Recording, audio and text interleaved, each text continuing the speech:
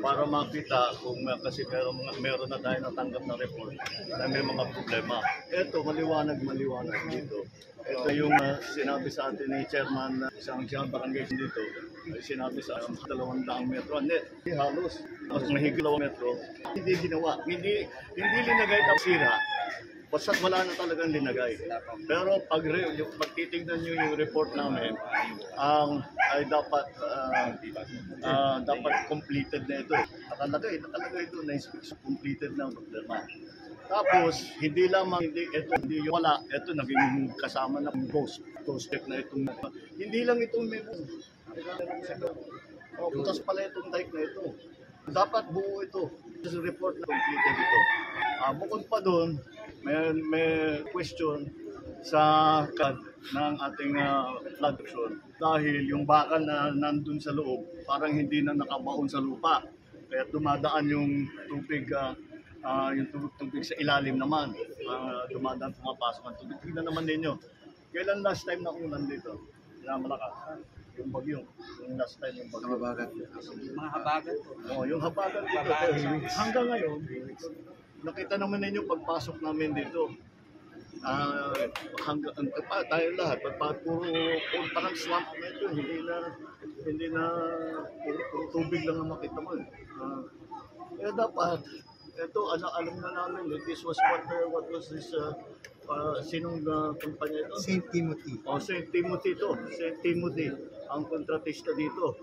Kaya titingnan natin, kailangan pasagutin natin kung bakit ganitong ginawa nila.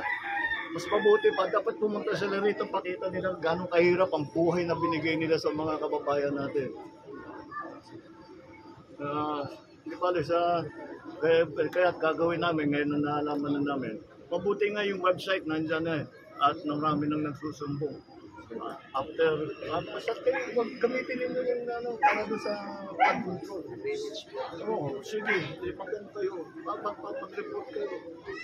Paulit-ulit yung report na sa akin, report na kay Gom, report na kay Gom, lahat na report na ninyo para alam namin, pati sa press, report ninyo para alam namin lahat. Dahil hindi pwedeng ganito ang pera. This has been going on for years. Kailan inumpisa na nito? Itong dike.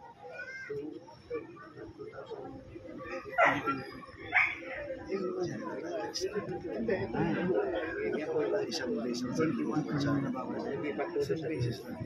Anong natapos? Ngayon may ongoing. Tapos lumipat ngayon sila doon.